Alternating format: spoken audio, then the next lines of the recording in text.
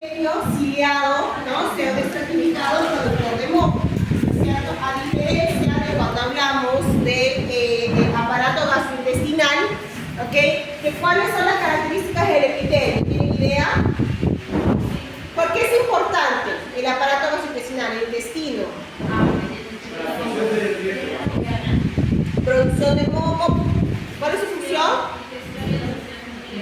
Es la absorción de nutrientes, ¿no es cierto? Digestión, absorción de nutrientes. Entonces, una de las características del epitelio, justamente que realiza este tipo de absorción, son las microvellosidades. ¿Okay? Entonces, por ello, cuando hay un proceso infeccioso que se caracteriza por la alteración a nivel del propio epitelio, por ejemplo, el depósito de microorganismos o bacterias, ¿okay?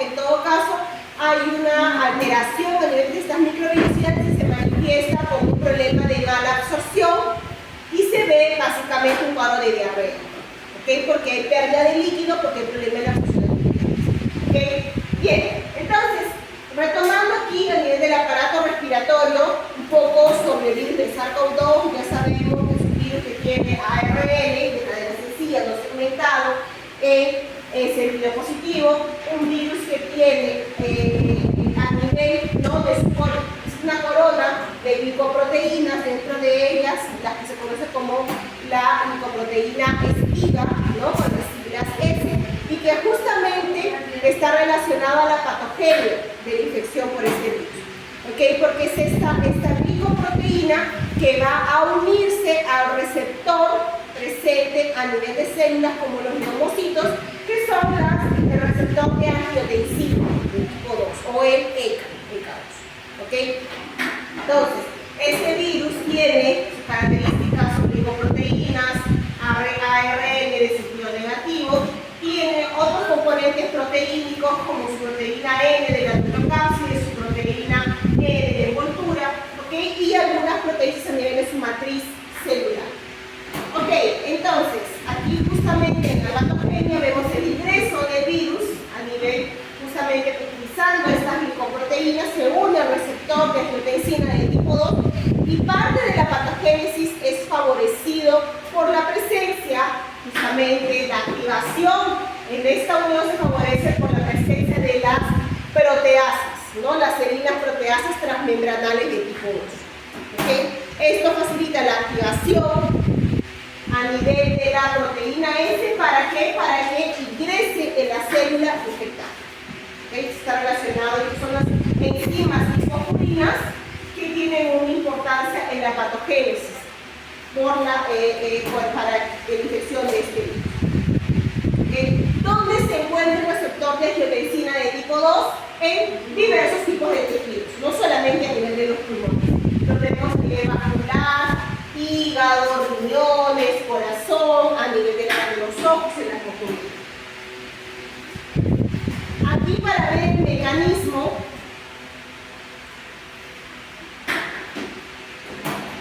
la parte de la respuesta.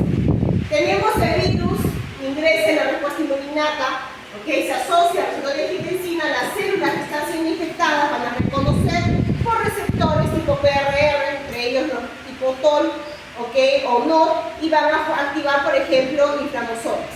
Tenemos como resultado en la innata, ¿okay?, la producción de citocinas inflamatorias, ¿okay?, que van a favorecer justamente la activación, ¿no?, el proceso de infección, el reclutamiento. Tenemos interleucina 1, TNF, aquí el interferón gamma y los péptidos antimicrobianos. Entonces, una de las características que se ha visto a nivel de los coronavirus como tales, estamos hablando el virus de SARS-CoV, ¿no?, los MERS-CoV, también el SARS-CoV-2, es que una vez que ingresa, primero ya habíamos mencionado que cuando un importante mecanismo de defensa que tenemos en las infecciones virales es la creación del estado antiviral. ¿Se acuerdan cómo era el estado antiviral? Yo lo mencioné cuando hablamos de infecciones por virus. El virus ingresa y ¿qué citocina se produce? ¿Qué es el estado antiviral? ¿No se acuerdan? estado antiviral, normalmente cuando tenemos una infección por un virus y la célula ha detectado que ha sido infectada por un virus, este de aquí activa vías de señalización internas que resultan en la producción de interferones. Buenas tardes, David. En la producción de interferones. Estos interferones pueden ser interferones de tipo 1, como los interferones alfa y beta, o pueden ser interferones de tipo 3, que son los lambda. Esta producción de interferones, específicamente los de tipo 1, alfa, beta, van a de alguna manera, producida esa por la célula infectada, va a sensibilizar a aquellas células que todavía no han sido infectadas, pero que van a ser. ¿Y qué significa? Significa que la célula que está infectada por el virus produce el interferón de tipo 1 y este interferón de tipo 1 se va a unir al receptor para interferón de tipo 1 en la célula que todavía no ha sido infectada, pero que está en el entorno. Y esta conexión por este tipo de interferón le va a indicar a la célula no infectada, cuidado, próximamente va a venir un virus que te va a infectar. Exacto. Y la célula queda ya consciente de que va a haber un microorganismo que va a llegar de visita. ¿Y qué es lo que va a hacer? Ella va a crear justamente esto de aquí, es lo que se indica como el estado antiviral, que resulta en que la célula que todavía no ha sido infectada, cuando eventualmente sea infectada por el virus, va a llegar el virus y está sensibilizada, llega el virus, receptor de angiotensina, el virus ingresa y la célula, como ya fue avisada que iba a llegar un virus, ella va a inhibir la replicación de ese virus. Ese es el estado antiviral. Lo puede hacer de diferentes maneras. Puede hacerlo básicamente inhibiendo a nivel de material genético que no sea replicado, la introducción a proteínas, puede hacer en algunos de los pasos también, o simplemente al final, cuando ya se va a formar el virión, antes que este se libere, resulta en la inhibición de ese virión. O sea, puede hacerlo de tres maneras diferentes, pero el resultado es que el virus la ha infectado, pero no se va a poder replicar dentro de él. ¿Ok? Eso lo vemos justamente aquí, ¿no? Puede inhibir la síntesis de las proteínas virales, puede degradar el RNA del virus, o puede inhibir la expresión génica y ensamblaje de esos virus. Cualquiera de estas maneras. Y ese es el estado antiviral. La célula queda preparada para una posible infección. Y el virus que ingresa no se replica dentro de él. ¿Okay? El problema, hasta ahí perfecto. El problema es que virus, como el virus del SARS-CoV-2, en el caso de los coronavirus, se ha visto que ellos inhiben el estado antiviral. Esto quiere decir que en alguno de estos procesos en el cual se activa el IRF3 y se trasloca al núcleo, es inhibido en alguno de estos mecanismos. Algunos es el SARS-CoV-1, otro el MERS-CoV, ¿ok? La cosa es que o lo inhibe completamente o lo retarda hasta 48 horas, 2 días. Retarda el estado antiviral de tal manera que las células que son el posible algo de infección no saben qué es lo que va a pasar. Inhibe la producción de interferón. Ajá. Esta vía de señalización está relacionado con varias moléculas adaptadoras, ¿no? Moléculas de transcripción que resultan en la activación del IRF3, factor de transcripción que se trasloca al núcleo, y aquí, al traslocarse al núcleo, se produce interferón. Pero en algunos de estos pasos es inhibido. En el caso de virus como los coronavirus, y dentro de ellos el SARS-CoV-2. Entonces, se inhibe o se retrasa el estado antiviral, las células del medio no saben que van a ser infectadas y el virus cuando llega, infecta y se replica normalmente. Es un mecanismo de escape, de sobrevivencia. ¿Okay? ¿Qué más? Aquí, bueno, presentación de antígenos, que es el macrófago, cuando entra en contacto con la T, sinapsis inmunológica, ¿okay? Las señales, primeras, segundas señales, ¿okay? Y cuando hay presentación de antígeno, en este caso se crea el perfil de células T. ¿Okay? Estas células T H0 van a replicarse, la célula TH1, por ejemplo, mitosis, produce citocinas. Estas citocinas, como el interferón gamma, por ejemplo, va a activar a natural killer o a células TCD8 para que realicen su mecanismo de muerte. Y las células infectadas por el virus mueren. ¿Okay? Ese es el caso de células T. Ahora, aquí tenemos los diferentes componentes del sistema inmune que están actuando directamente. Yo no sé si este data show que se ve borroso, ¿no es cierto? O soy yo, que estoy sin lente, que no veo borroso. No, se ve bien. ¿Se ve bien? Soy yo. Bueno, alguien que es alto, por favor, para que me baje eso, de repente por favor, alcanzas allí. Alguien que sea alto, que mida más de 1,50 m, ¿qué se quiere decir? Aquí no, la cosita es exacto. Gracias. Cualquiera que mide más de 1,50 m es alto para mí. Ok, entonces. Un poquito para mí. Ok, entonces chicos, aquí ¿qué vemos? Aquí vemos las moléculas, los componentes del sistema inmune que van a estar involucrados en el control de la infección por el SARS-CoV-2. Vemos por un lado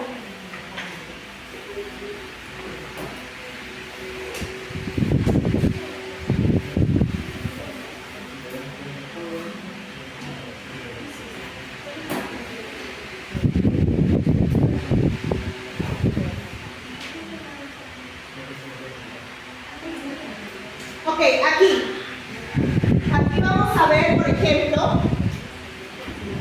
¿no? Aquí tenemos el contacto del macrófago con la célula T. Por un lado tenemos, ya les había mencionado que cuando hablamos de perfiles de respuesta, no tenemos solamente uno, ¿no? O sea, no es exclusivo, solamente va a suceder TH1, o solo TH2, o solo T regulador. Aquí, ¿qué es lo que vemos? Por ejemplo, tenemos aquí, a ver chicos, yo no sé, esta sala, yo siento que estoy gritando, tenemos aquí, vean, TH1. Esta TH1 que produce interleucina 2 e interferón gamma va a activar natural killer, va a activar células TCD8 citotóxicas, ¿ok? Y por aquí también la producción de inmunoglobulinas.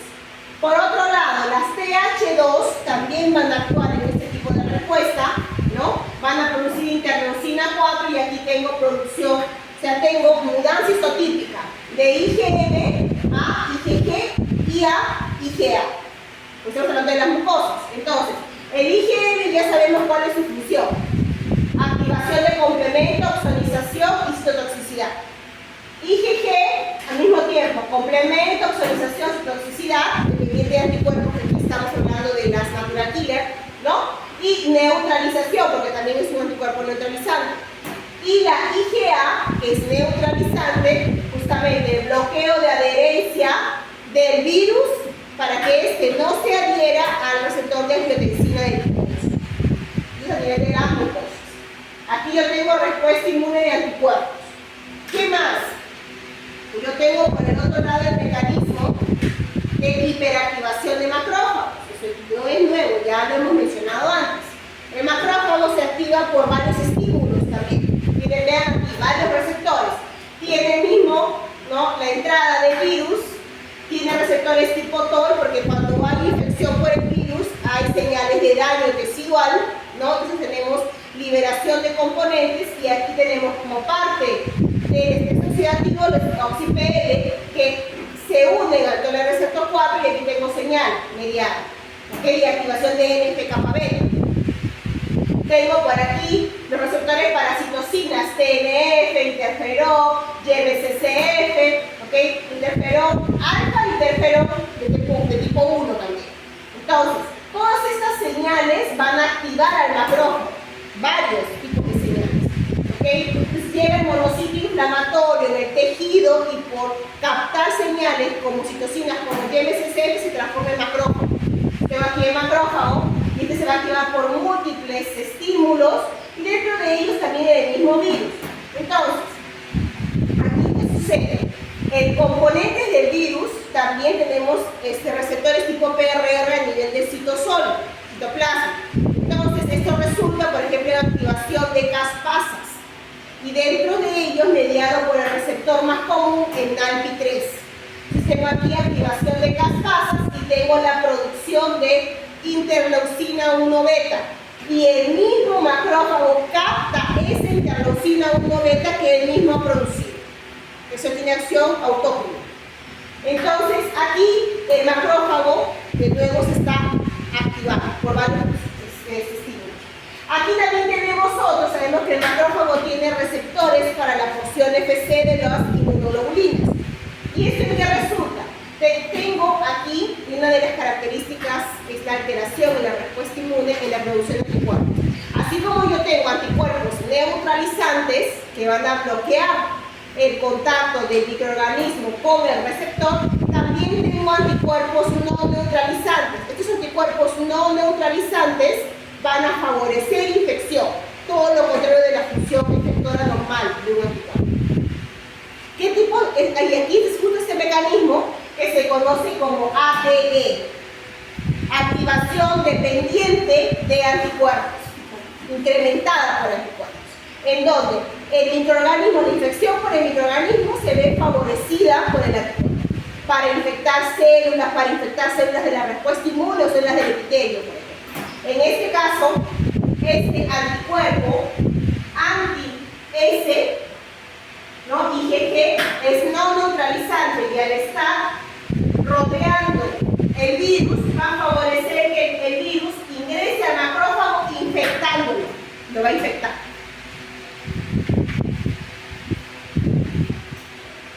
Entonces tengo los diversos tipos de respuestas.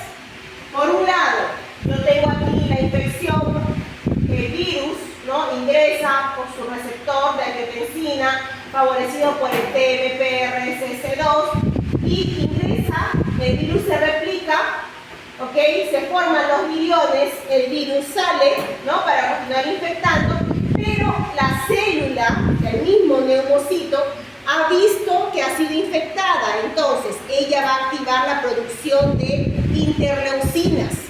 Esa interleucina, ¿ok? Citocinas como interleucina 1, otro que aquí, van a ser liberadas y la célula que fue infectada produce citocinas inflamatorias y muere. Este mecanismo de muerte se denomina piroptosis. Entonces, la célula infectada muere, son liberadas citocinas inflamatorias, son liberadas señales de daño porque la célula ha muerto, entonces se libera ATP, se libera DNA y estas señales TAMS y PAMS van a activar macrófagos. ¿Qué macrófagos? Inicialmente los macrófagos alveolares.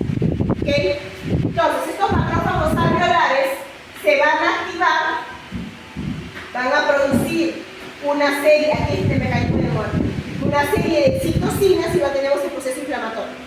Entonces aquí tenemos el reclutamiento, presentación de células T, de otros macrófagos, monocitos, incrementamos el proceso de inflamación y tenemos al final durante la infección tenemos dos tipos de respuestas. Una de ellas, una respuesta inmune óptima, una respuesta inmune de un individuo inclusive que puede ser asintomático, eficiente, ¿ok? Y por otro lado, la respuesta en donde hay una hiperactivación, donde hay tormenta de citocinas, donde hay formación de edema. Una respuesta inmune alterada, ¿ok? Entonces, eso es lo que yo veo aquí. O sea, se da el reconocimiento y yo puedo tener dos tipos de respuestas diferentes.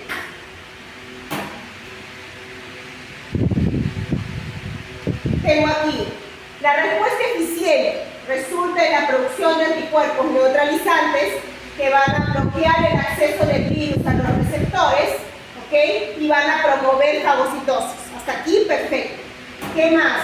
Yo tengo los macrófagos, ¿saben? Las células que han sido infectadas van a morir. Entonces el macrófago alveolar va a fagocitar y destruir estas células que están infectadas con el virus, ¿ok? Para que no se promueva la infección positiva. ¿Qué más? Se activan células TCD4. Células TCD4 van a promover la producción de más anticuerpos neutralizantes, activan CD8 y tengo aquí, en este sentido, una respuesta inmune eficiente donde se elimina la carga viral y se eliminan las células que están infectadas por el virus. ¿Okay? Por el otro lado, yo tengo el tipo de respuesta que se conoce como disfuncional y aquí yo tengo características: tormenta de citocinas, una respuesta inmune exacerbada que resulta en una inflamación, reclutamiento de diversos tipos celulares, formación de edemas, destrucción de vasos sanguíneos, ¿ok? Y tengo también, aquí se caracteriza justamente lo que les mencioné. Este es el anticuerpo no neutralizante. Este anticuerpo que causa justamente este mecanismo que es el ADI, la activación dependiente de anticuerpos. La infección dependiente. Son dos perfiles de respuesta diferentes que se tienen. Aquí es lo que se ve también, ¿no? El receptor de angiotensina se une al virus, ingresa, promueve muerte celular, hay aumento en las vías de calicreína, bradicininina, hay reclutamiento de neutrófilos, producción de especies reactivas de oxígeno que van a provocar daño en el epitelio, ¿okay? Hay también la alteración a nivel del epitelio y se provoca se conoce como la pérdida en la unión de las células. Y por este paso, ¿no?, intercelular va comenzando a extravasar el líquido con células y da lugar a la formación de edema, ¿no? Lo tenemos aquí, esto es lo que vemos aquí abajo.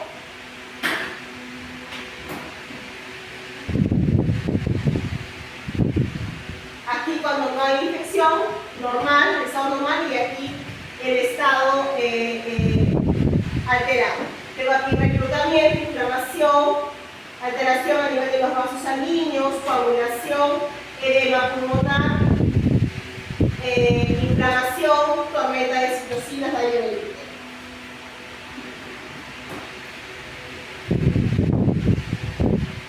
Bueno, dentro de este proceso hay el sistema de activación macrofágica, ¿no?, justamente por la hipersecreción de interferón que va a activar a los macrófagos reclutarios que producen más especies reactivas de oxígeno.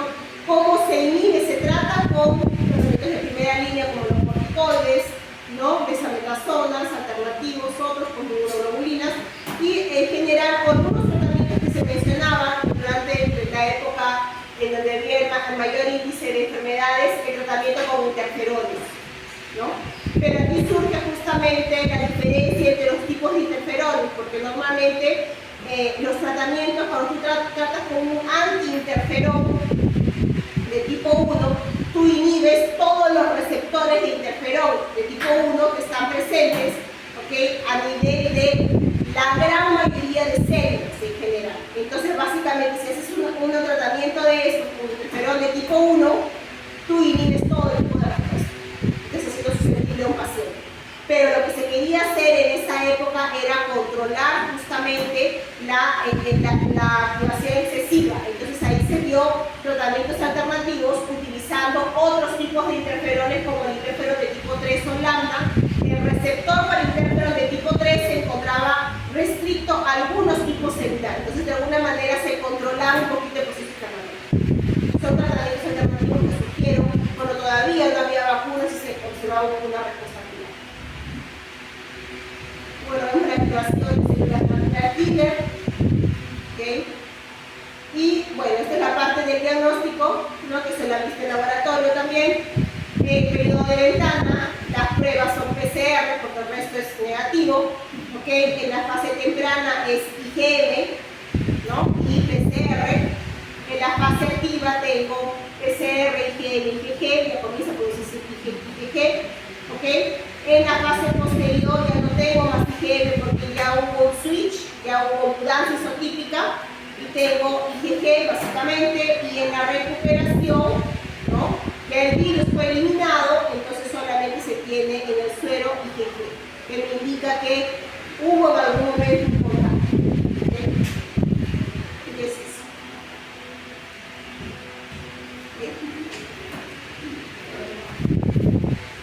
Entonces, aquí cuando hablamos de aparato digestivo, ¿qué es lo que tenemos que saber? ¿Cuáles son los componentes del sistema inmune en el aparato digestivo? ¿Cuál es el papel de la microbiota que ya